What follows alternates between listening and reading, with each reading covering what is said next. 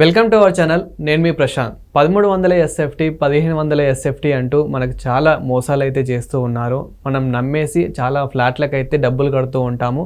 తీరా అక్కడికి వెళ్ళి చూస్తే కేవలం 1000 SFTలు మాత్రమే ఉంటుంది, 1100 SFTలు మాత్రమే ఇలా ఉంటూ ఉంటుంది. అసలు ఏం జరుగుతుందనే విషయాలు అయితే తెలుసుకుందాం. దీని గురించి అయితే మాట్లాడేందుకు ప్రస్తుతం మనతో పాటు real estate expert Sanjay Nayak గారు ఉన్నారు. నమస్తే అండి. నమస్తే సార్. సార్, మనం ఒక బిల్డింగ్, ఒక ఫ్లాట్స్ కొనే ముందు అక్కడ 1300 SFT ఉంది, 1400 SFT ఇలా అని చెప్పి చాలా మోసాలు అయితే చేస్తూ ఉన్నారు. అక్కడికి వెళ్ళి మనం తీరా చూస్తే కనుక కేవలం 1000 SFTలు 1100 SFTలు మాత్రమే ఉంటుంది. అంటే అసలు ఇది తెలుసుకోవాలంటే ఇలా ఎప్పుడైనా మనం ఒక ప్రాపర్టీ కొనేటప్పుడు ఏం చేయాలంటే ఫస్ట్ ఆ బిల్డింగ్ అప్రూవల్స్ తీసుకోవాలి. ఫస్ట్ పాయింట్ అంటే అది మొత్తం లేఅవుట్ ఏరియా ఎంత, అంటే అక్కడ మనకు ఎన్ని ఫ్లోర్లు వేస్తున్నారు, ఇవన్నీ ఒక డీటెయిల్ వాళ్ళ దగ్గర రిపోర్ట్ ఉంటుంది. ఏరియా ఎంత ఉంది, దీంట్లో పార్క్ కోసం ఎంత వదులుతున్నాం అన్నది ఉంటుంది. ఆ తర్వాత ఓపెన్ స్పేస్ ఎంత ఉంది, పార్కింగ్ ఎంత ఉంది, దీని తర్వాత వచ్చేసి ఎన్ని ఫ్లోర్లు కడుతున్నారు, 2 BHK 3 BHK అనేది మొత్తం మెన్షనే ఉంటుంది అక్కడ. అది చూడాలి ఫస్ట్. అంటే బిల్డింగ్ ప్లాన్ అనేది ఫస్ట్ చూడాలి. దాంట్లో ఏంటంటే మనం ఏమనుకుంటాము, ఓన్లీ వాల్స్ కట్టినంత వరకు మనం ఇంట్లో లోపల వాడుకునేది మాత్రమే క్యాలిక్యులేట్ చేస్తారు అందరూ.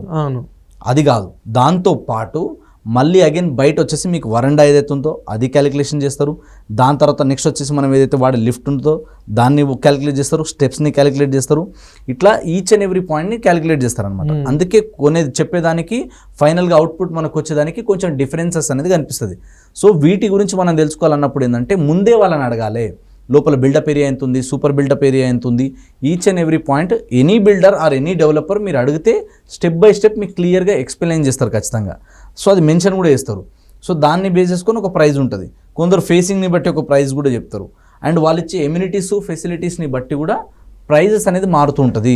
కాబట్టి ఎవరో మోసం చేసి మాకు బిల్డర్లు ఇట్లా అయింది అట్లా అయింది అనేటప్పుడు ముందే మీరు మొత్తం ప్లానింగ్ పేపర్ తీసుకుంటే అవన్నీ మీరు ఒకసారి క్రాస్ చెక్ చేసుకుంటే మీకు ఒక ఐడియా వచ్చేస్తుంది.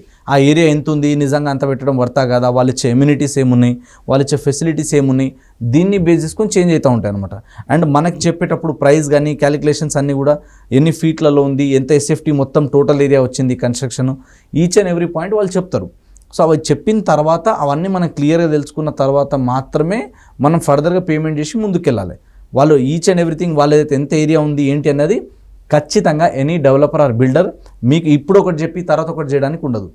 సో అట్లా చెప్పినప్పుడు ఏమవుతుందంటే మీ డాక్యుమెంట్లో మెన్షన్ చేస్తారు కదా ఎన్ని SFT ఉంది, బిల్డప్ ఏరియా ఎంత ఉంది, సూపర్ బిల్డప్ ఏరియా ఎంత ఉంది, ఇది ఎందని. సో ఇవన్నీ కూడా దాంట్లో మెన్షనే ఉంటాయి. కాబట్టి ఈ జాగ్రత్తలు మనం తీసుకోవాలి. గతంలో ఎక్కువ జరిగినాయి, ఇప్పుడు కూడా కొన్ని జరుగుతున్నాయి. కాబట్టి మన జాగ్రత్తలు మనం తీసుకోవాలి.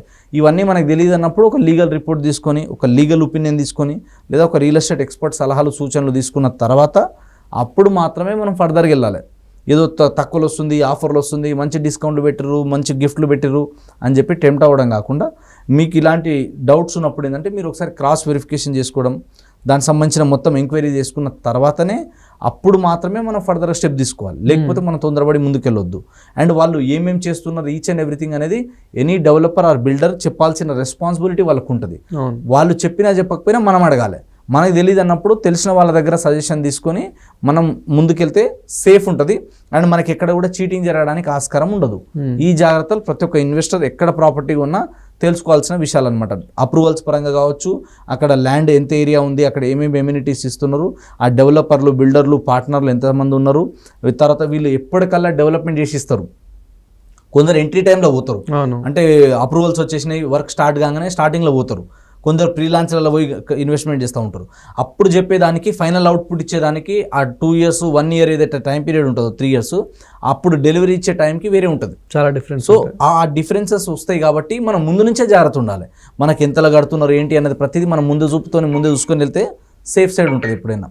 వీటిని మాత్రమే క్యాలిక్యులేట్ చేస్తారా, లేదంటే ఇంకా ఇప్పుడు ఏదైతే మన వాల్కి ముందు పార్కింగ్ కూడా ఏదైతే ఉంటుందో, కార్ పార్కింగ్ కానివ్వండి లేదంటే బైక్ పార్కింగ్, సో దాన్ని కూడా క్యాలిక్యులేట్ చేసి చెప్తారా ఈ SFT? ఇప్పుడు అపార్ట్మెంట్లలో ఎట్లుంటుందంటే, ఇప్పుడు ఫర్ ఎగ్జాంపుల్ ఒక 800 గజాలు ఉందనుకోండి, దాంట్లో ఒక 5 floorలు వేసిన అనుకోండి, వాళ్ళందరికీ డివైడ్ ఉంటుంది, దాంట్లో షేర్ ఉంటుంది ల్యాండ్లో. ఇప్పుడు ఎన్ని ఫ్లోర్లు ఉన్నాయి, ఒక 5 floorలు ఉన్నాయి. 5 floorలు ఎంతమంది ఉంటున్నారు, 20 ఉంటున్నారా, 30 మంది ఉంటున్నారా అన్నది ఉంటుంది. సో వాళ్ళకి తగ్గట్టే ఆ ల్యాండ్లో వాళ్ళకి పార్ట్ వస్తుంది. కానీ పార్కింగ్ది మళ్ళీ పార్కింగ్ ఏరియా సపరేట్ చెప్తారు. ఎందుకంటే పార్కింగ్లో ఎన్ని కార్లకు ప్రైజు, కార్ లేకపోతే ఇంత ఈ ఏరియాకి ఇంత ప్రైజ్ అని చెప్పి కార్కి సంబంధించిన అయితే పార్కింగ్ ఏరియా ఉంటుందో అది కూడా అడిషనల్ కాస్ట్ అవుతుంది.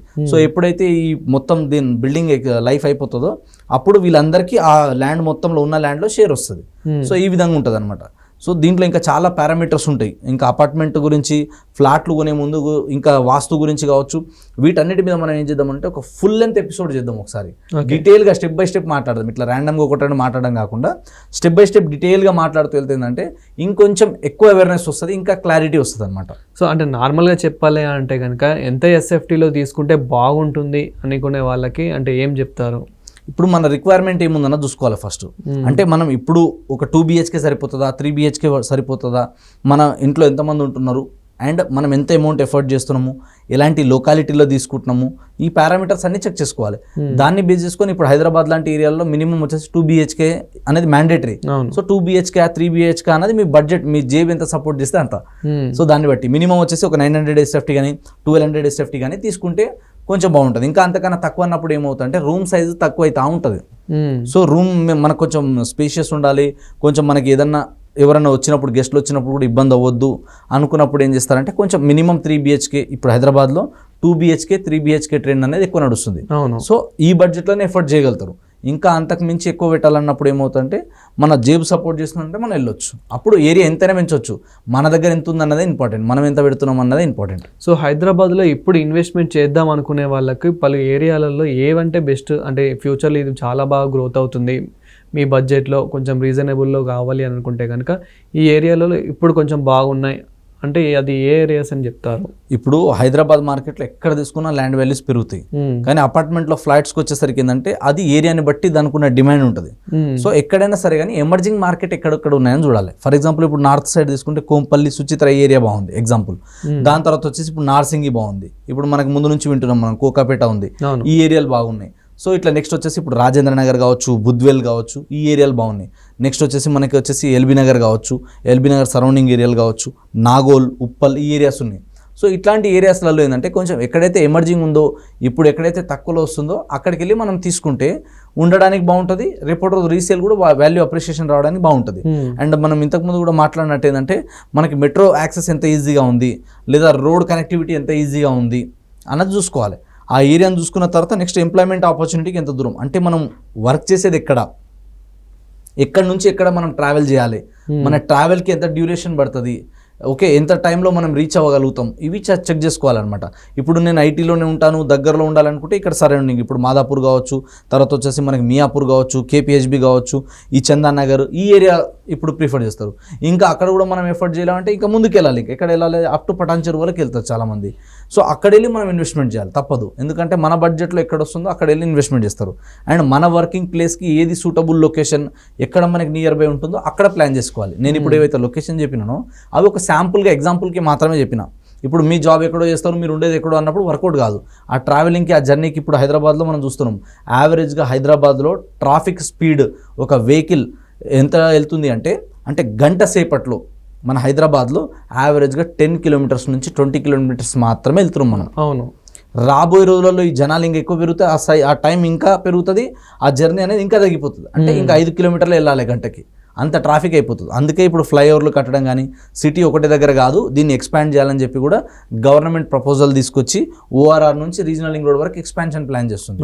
సో అట్లా నెక్స్ట్ ఎక్స్పాన్షన్కి ఎక్కడ స్కోప్ ఉంది, ఎక్కడ ఎమర్జింగ్ బాగా అవుతుంది, ఎక్కడైతే ఇప్పుడిప్పుడే ఇంకా ఎక్కువ డెవలప్మెంట్ అవుతుందో అలాంటి ఏరియాలో ఎంట్రీ కొట్టాలి.